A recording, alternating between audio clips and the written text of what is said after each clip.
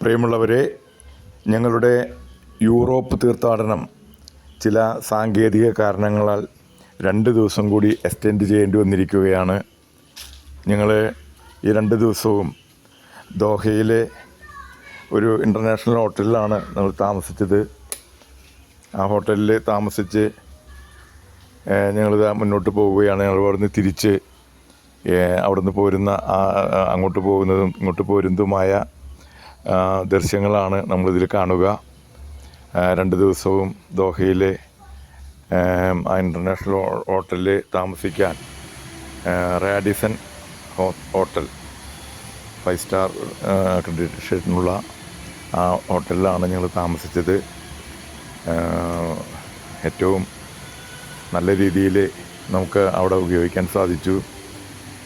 അങ്ങോട്ട് പോയി ആ ഹോട്ടലിൻ്റെ വിവിധ ദൃശ്യങ്ങളാണ് നമ്മളിപ്പോൾ കാണുക. ആ ഹോട്ടലിൽ നമുക്ക് ഉച്ചയ്ക്ക് ഭക്ഷണം വൈകിട്ടും കാലത്തും ഉച്ചയ്ക്കും 4 ഭക്ഷണങ്ങളാണ് നമുക്കവിടെ ഞങ്ങൾ വൈകിട്ട് 3 മണിയോടെ ഹോട്ടൽ റാഡിസോണിനോട് വിട പറഞ്ഞ് എയർപോർട്ടിലേക്ക് പോയി അവിടുത്തെ കാര്യങ്ങളൊക്കെ നിർവഹിച്ച് 7:05 ഞങ്ങളുടെ ഫ്ലൈറ്റ്. നമുക്ക് എല്ലാ യാത്രകളും നമുക്ക് സുഖകരമായി, നല്ല സുഖകരമായൊരു ദിവസവും അവിടെയുള്ള ദൃശ്യങ്ങൾക്ക് പോകുന്ന വഴിക്ക് ഏകദേശം 20 കിലോമീറ്റർ ദൂരമുണ്ട്. ഈ എയറോഡ്രാമും ഞങ്ങളുടെ താമസിച്ചിരുന്ന ഹോട്ടലും ആ ഹോട്ടലിലേക്ക് പോകുന്നതും വരുന്നതുമായ ദൃശ്യങ്ങളാണ് നിങ്ങളിപ്പോൾ കാണുക. അതുപോലെ തന്നെ എയറോഡ്രാമിൻ്റെ കുറച്ച് വിശേഷങ്ങളൊക്കെ ഇതിൽ ഉൾക്കൊള്ളിച്ചിട്ടുണ്ട്. നമ്മളവിടെ പോരുന്ന വഴിക്ക് അവിടെ അടുത്ത് വേൾഡ് കപ്പ് നടന്ന ദോഹയിലെ അൽ തുമാമ സ്റ്റേഡിയവും ഞങ്ങൾക്ക് കാണാൻ പറ്റി. അങ്ങനെ അകലെ നിന്നാണെങ്കിലും അതൊക്കെ കാണാൻ സാധിച്ചു. അങ്ങനെ ആ ഹോട്ടലിൽ താമസിച്ച് 2 ദിവസം താമസിച്ച് ഞങ്ങൾ തിരിച്ച് വീട്ടിലേക്ക് വരികയാണ്. ദൈവത്തിന് പ്രത്യേകം നന്ദി പറയുകയാണ്. ഈ യാത്രയിലുടനീളം മാതാവിൻ്റെ ഒരു കൃപാകടാക്ഷം ഞങ്ങളൊപ്പം ഉണ്ടായിരുന്നു.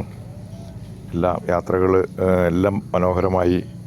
പ്രത്യേകിച്ച് 2 ദിവസം ലൂർദിലും 2 ദിവസം ഫാത്തിമയിലൊക്കെ ചിലവഴിക്കാൻ സാധിച്ചു. നമ്മൾ ചെന്നു, അന്ന് അവിടെ ഹോൾട്ട് ചെയ്തു. അവിടുത്തെ എല്ലാ തിരുപ്രദർശനത്തിലും അതുപോലെ എല്ലാ ചടങ്ങുകളിലും പങ്കെടുത്തു. അതുപോലെ വിശുദ്ധ ഫ്രാൻസിസ് അസീസി, അന്തോണീസ്, അതുപോലെ തന്നെ അങ്ങനെ കുറേ വിശുദ്ധരുടെ കബറിടങ്ങൾ സന്ദർശിക്കാനും അവരുടെ പ്രാർത്ഥന മധ്യസ്ഥം യാചിക്കാനും ഒക്കെ സാധിച്ചു. അപ്പോൾ ഞങ്ങളെല്ലാവരോടും പ്രത്യേകം നന്ദി പറയുന്നു.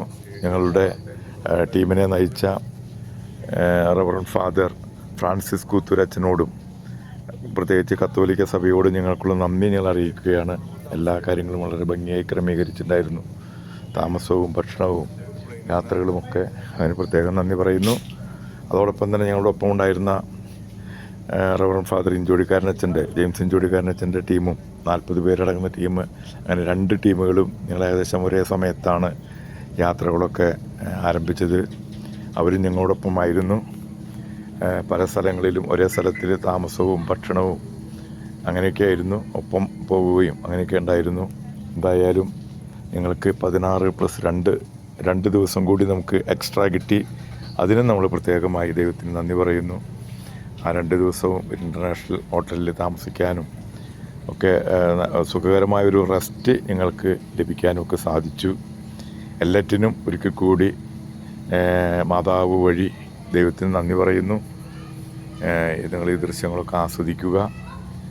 എനിക്കൊരു റിക്വസ്റ്റ് കൂടി നിങ്ങളോട് പറയാനുണ്ട്.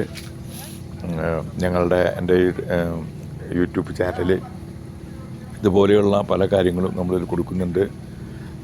അപ്പോൾ നിങ്ങൾക്ക് സാധിക്കുന്ന ആളുകൾ സബ്സ്ക്രൈബ് ചെയ്യുകയും മറ്റുള്ളവർക്ക് ഷെയർ ചെയ്യുകയും ചെയ്യുക. കുറേ ആളുകൾ ഇതിനകം തന്നെ ഇതിൽ സബ്സ്ക്രൈബ് ചെയ്യുകയും അഭിപ്രായങ്ങൾ രേഖപ്പെടുത്തുകയൊക്കെ ചെയ്യുന്നുണ്ട്. അപ്പോൾ എന്നോട് സഹകരിക്കുന്ന എല്ലാവർക്കും ഒരിക്കൽ കൂടി നന്ദി പറയുന്നു. പ്രത്യേകിച്ച് നമ്മുടെ ഫ്രാൻസിസ് അച്ഛനോടും അതുപോലെ തന്നെ ഞങ്ങളുടെ ടീമിനൊപ്പം ഉണ്ടായിരുന്ന 40 പേരാണ് ഞങ്ങളുടെ ടീമിലുണ്ടായിരുന്നത്. ആ 40 പേരോടും ഞങ്ങളോടൊപ്പമായിരുന്ന അടുത്ത 40 പേരോടും പ്രത്യേകം നന്ദി പറയുന്നു. പ്രത്യേകിച്ച് 2 അച്ഛന്മാരോടും ഞങ്ങൾക്ക് വിശുദ്ധ കുർബാനകളും അതുപോലെ തന്നെയുള്ള ആത്മീയ കാര്യങ്ങളൊക്കെ പറഞ്ഞു തന്ന 2 അച്ഛന്മാരോടും പ്രത്യേകം നന്ദി പറയുന്നു. അതോടൊപ്പം തന്നെ കോർഡിനേറ്റ് ചെയ്ത ഫ്രാൻസ് ഏട്ടനോടും പ്രത്യേകം നന്ദി അറിയിക്കുന്നു. അതോടൊപ്പം ഞങ്ങളുടെ ഒപ്പമായിരുന്ന ആ 40 പേരോട് ഒരിക്കൽ കൂടി അതിൽ ഏകദേശം ഒരു 50 വയസ്സിനും 70 വയസ്സിനും 80 വയസ്സിനും ഇടയ്ക്കുള്ള ആളുകളാണ് ഞങ്ങളുടെ ടീമിലുണ്ടായിരുന്നത്. എല്ലാവരോടും പ്രത്യേക നന്ദി പറയുന്നു. വിവിധ തലത്തിൽ സർവീസ് ചെയ്തിരുന്നവർ എല്ലാവരെയും ഞങ്ങൾ പ്രത്യേകം നന്ദിയോടെ ഓർക്കുന്നു. ഞങ്ങളുടെ പ്രാർത്ഥനകൾ നമ്മുടെ ഒപ്പമായിരിക്കട്ടെ, ഈ ടീമിനൊപ്പമായിരിക്കട്ടെ. ഇനിയും നമുക്ക് എവിടെയെങ്കിലുമൊക്കെ വെച്ച് കണ്ടുമുട്ടാമെന്ന പ്രതീക്ഷയിൽ നിർത്തുന്നു. Thank you.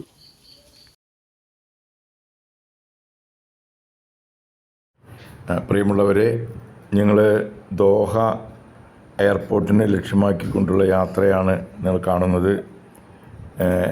ഞങ്ങൾ താമസിക്കുന്ന ആ ഹോട്ടലിൽ നിന്നും ഏകദേശം 20 കിലോമീറ്ററാണ് ഈ ഇൻ്റർനാഷണൽ എയർപോർട്ടിലേക്കുള്ളത്.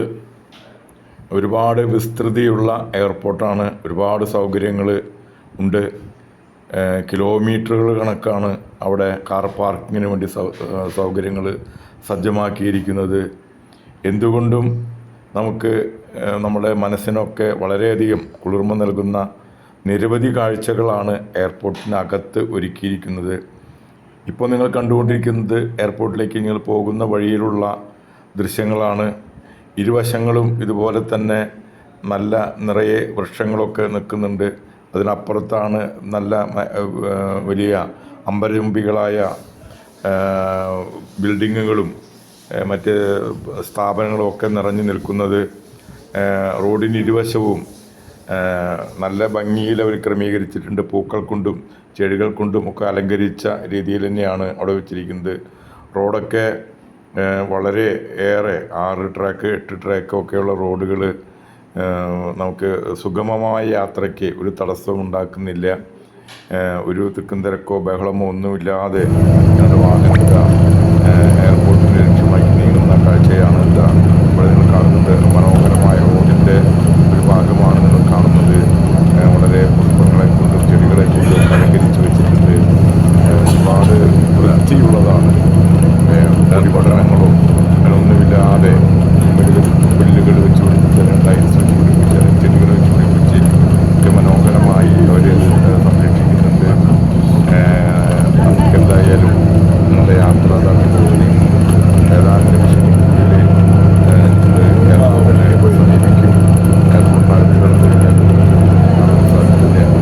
ഇതൊക്കെ മനോഹരമായിട്ട് നിങ്ങളെ കൊണ്ട് റോഡിൻ്റെ വശങ്ങളാണ്. റോഡിൻ്റെ ഇരുവശവും ഇങ്ങനെ തന്നെയാണ്.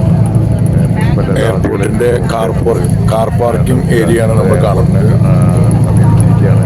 എയർപോർട്ടിൻ്റെ പാർക്കിംഗ് സ്പേസാണ് കാറുകൾ, അതുപോലെ തന്നെ വാഹനങ്ങൾ പാർക്കിംഗ് സ്പേസാണ് നമ്മളിപ്പോൾ അവിടെ കണ്ടത്. അതിലൂടെ മുന്നിലൂടെ നമ്മൾ കിലോമീറ്ററുകൾ ആയിട്ടാണ് എയർപോർട്ടിലെത്തുക. അതുപോലെ തന്നെ ഈ റോഡിൻ്റെ ഇപ്പുറത്തെ ഭാഗവും അതുപോലെ തന്നെ അതിന് മനോഹരമായ കാഴ്ചകളാണ്. അവിടെയും കാർ പാർക്കിങ്ങിനൊക്കെ സൗകര്യമുണ്ട്. ഒരുപാട് വാഹനങ്ങൾ വന്നാൽ പോലും അവിടെ പാർക്കിങ്ങിന് ഒരു ബുദ്ധിമുട്ടുണ്ടാകുകയില്ല. അപ്പം അങ്ങനെ മെല്ലെ മെല്ലെ നമ്മുടെ എയർപോർട്ടിനെ ലക്ഷ്യമാക്കി ഞങ്ങൾ പോവുകയാണ്. റോഡിൻ്റെ ഇരുഭാഗത്ത് ഒരു മനോഹരമായ ഒരു ദൃശ്യങ്ങളാണ് നമ്മൾ കാണുക. വെള്ളത്തിൻ്റെ പുറത്തും നമ്മുടെ ഈ എയർപോർട്ടിൻ്റെ ഭാഗങ്ങൾ തന്നെയാണ്. ഫൗണ്ടൈൻ പോലെയുള്ള ദൃശ്യങ്ങളുമൊക്കെ നമുക്ക് അവിടെ കാണാം. ഇത് റോഡിൻ്റെ ഇപ്പുറത്തെ ഭാഗമാണ്. നമ്മൾ നേരത്തെ കണ്ടത് അപ്പുറത്തെ ഭാഗമാണ്. നമ്മൾ മെല്ലെ മെല്ലെ എയർപോർട്ടിനെ ലക്ഷ്യമാക്കി നമ്മുടെ വാഹനം മുന്നോട്ട് പോകുന്നു. ഞങ്ങളുടെ വാഹനത്തിൽ ഏകദേശം 40ഓളം ആളുകളാണുള്ളത്. ഈ വാഹനത്തിൽ ഇപ്പോൾ ഞങ്ങൾ കയറിയിട്ടുള്ള ഈ വാഹനത്തിൽ നമ്മുടെ ആളുകൾ കൂടാതെ വേറെ കുറച്ച് ആളുകൾ കൂടി ഈ വാഹനത്തിൽ കയറിയിട്ടുണ്ട്. അവരും ഈ എയർപോർട്ടിലേക്കുള്ള ആളുകൾ തന്നെയാണ്. എയർപോർട്ടാണ് താമസിക്കുന്ന ആളുകൾ തന്നെയാണ്. അവരെയും വാഹനമില്ല. നമ്മുടെ എയർപോർട്ടിലെ അകത്തേക്ക് നമ്മൾ കടക്കുകയാണ്. വളരെ വലിയ ഒരു എയർപോർട്ടാണ് നമ്മൾ കാണുക. റോഡിൻ്റെ ഇരുവശങ്ങളും ഭംഗിയായി അലങ്കരിച്ചിട്ടുണ്ട്. ഈന്തപ്പനകളും അതുപോലെ തന്നെ ചെറിയ മനോഹരമായിട്ട് അവർ സെറ്റ് ചെയ്തിട്ടുണ്ട്. ഇത് എയർപോർട്ടിൻ്റെ അകത്ത് വാഹനങ്ങൾ പാർക്ക് ചെയ്ത സ്ഥലങ്ങളാണ്. ഫ്ലൈറ്റ് ഇവിടെ ഇറങ്ങുന്നുണ്ട്. നമ്മൾ മെല്ലെ എയർപോർട്ടിലേക്ക് നമ്മൾ കിടക്കും.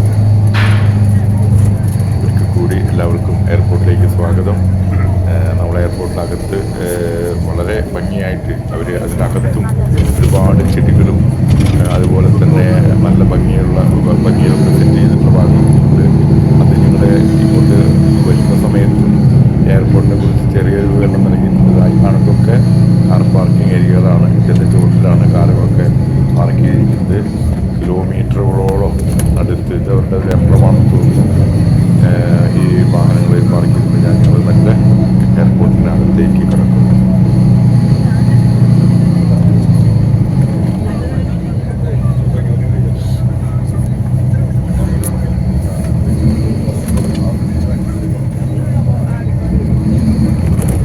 കിലോമീറ്ററുകളാണ് കാർ പാർക്കിംഗ് ഏരിയകൾ. എന്തോ